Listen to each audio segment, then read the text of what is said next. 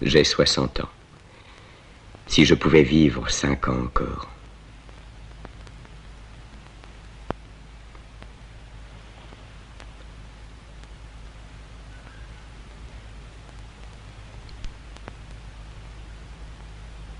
Je veux me réveiller. Je n'y arrive pas. La plupart du temps, je ne sais pas où je suis. Mais il m'arrive aussi de me croire autre part. J'ai l'impression que je vais mourir si je ne me réveille pas sur le champ. À Uskudar, dans la maison au bord de la mer, je m'asseyais dans mon lit. Et le cœur serré, j'écoutais ahaner les bateaux à moteur, battant la nuit, qui s'en allaient dans un voyage sans début et sans fin.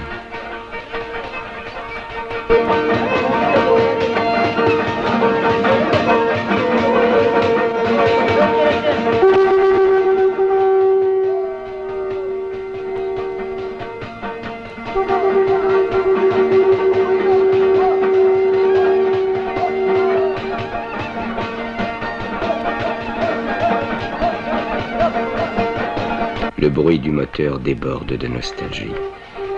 Il vous appelle quelque part, très loin.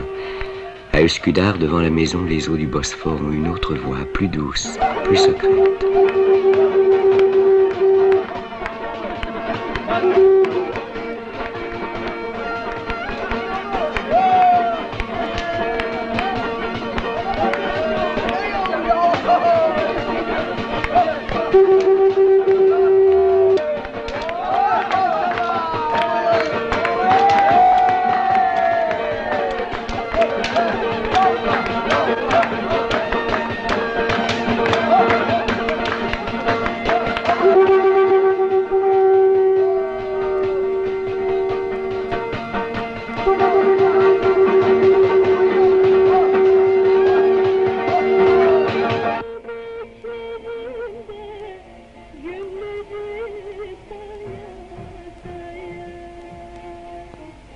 Les pluies de printemps tombent sur Istanbul.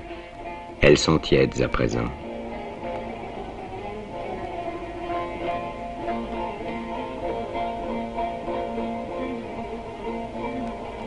Il y a des villes où tu peux te balader un mois durant sans qu'elles finissent.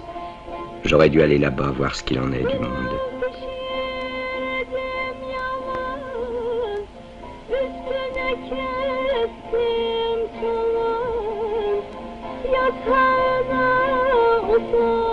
Qu'est-ce qu'il y en a des usines à Istanbul? Qu'est-ce qu'il y en a en Turquie? Qu'est-ce qu'il y en a dans le monde? Innombrables. Et combien d'hommes, combien se disent: si je ne trouve pas de travail, si je n'en ai pas, qui sait combien de chômeurs il y a dans le monde?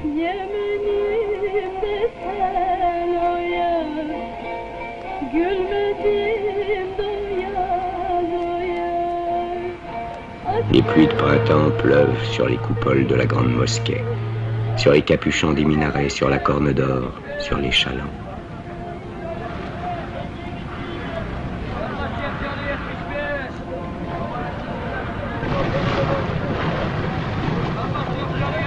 Les pluies de printemps tombent sur le marché aux poissons.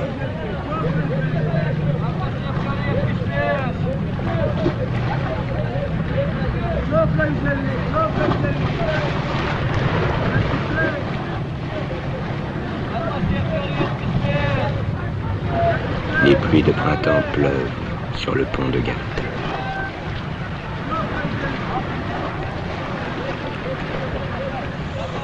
Je n'ai jamais reçu, sans rien donner en échange, d'argent de personne, sauf de mon grand-père les jours de fête.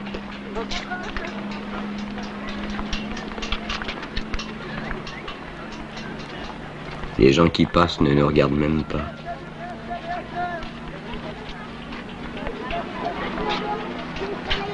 Il ne passe tout de même pas que des salauds sur ce pont. Tu crois qu'on est camelot de père en fiche chez nous, dans la famille? T'es un aristocrate, mon vieux, un fils de pacha.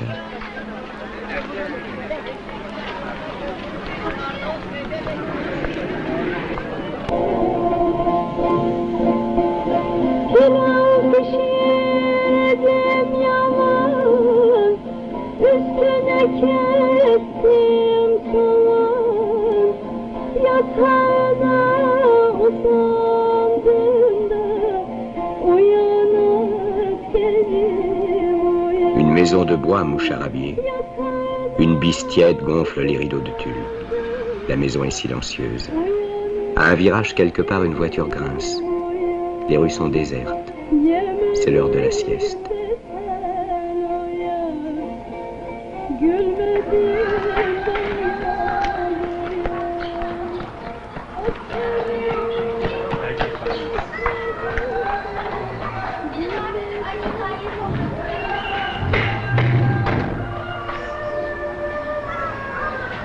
Entre les maisons noircies, aux fenêtres ensaillies pour la plupart, rampe la rue tortueuse, étroite, toute seule. Et un silence, une solitude. On monte au premier. La propreté de ces divans recouverts de housses de toile me ravit. Le plancher, blanc comme de la résine à force d'être lavé, brossé, astiqué, est encore humide. Ça sent le savon des Dyrnées, il me semble. La lavande et le bois de sapin mouillé.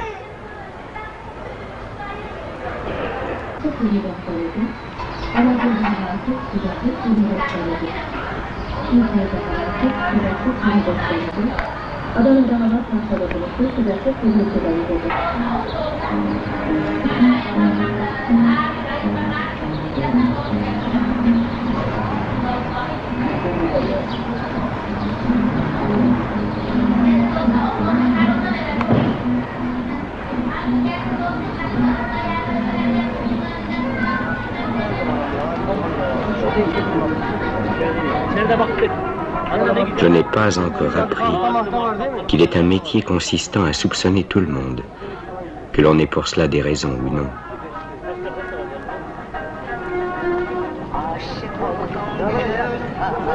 Ce doit être si triste de se sentir étranger quelque part. À moi, ça ne m'est pas arrivé. Mais à Üsküdar, dans la maison au bord de la mer, il y avait un jardinier, un Albanais, qui vivait à Istanbul depuis Dieu sait combien d'années. C'est un bien beau pays, répétait-il. Dieu vous le garde. Mais pour moi, c'est la migrance. Et j'ai bien peur de mourir sans revoir mon pays.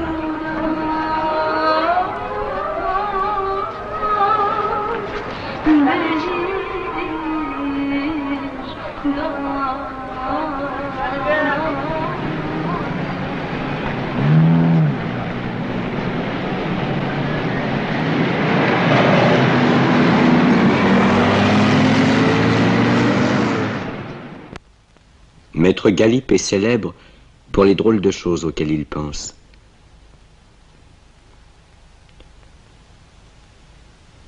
Si je pouvais chaque jour manger des gaufrettes, se disait-il à 5 ans.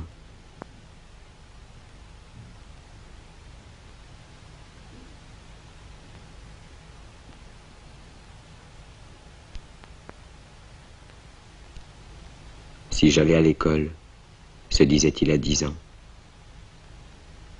Si je pouvais sortir avant la prière du soir de la boutique de coutelier de mon paternel, se disait-il à 11 ans. Si j'avais des souliers jaunes, si les filles me regardaient, se disait-il à 15 ans. Pourquoi mon père a-t-il fermé la boutique? L'usine, c'est bien différent de la boutique, se dit-il à 16 ans. Est-ce qu'ils vont augmenter ma paye? Se dit-il à 20 ans. Mon père est mort à 50 ans. Est-ce que je vais mourir si tôt, moi aussi? Se dit-il quand il avait 21 ans.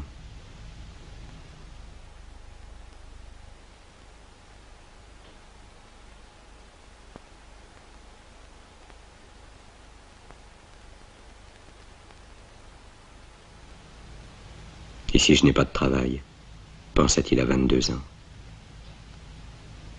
Et si je n'ai pas de travail, pensa-t-il à 23 ans.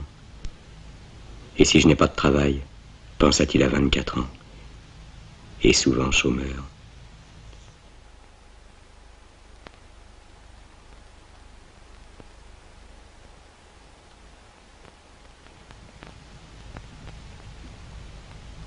Jusqu'à l'âge de 50 ans, il se dit, et si je ne trouve pas de travail? À 51 ans, il se dit, j'ai vieilli, j'ai vécu 1 an de plus que mon père. Et maintenant, il a 52 ans. Il est chômeur. Et en ce moment, il s'est laissé prendre par la plus bizarre des idées. À quelle heure vais-je mourir? Est-ce que j'aurai une couverture sur moi quand je mourrai?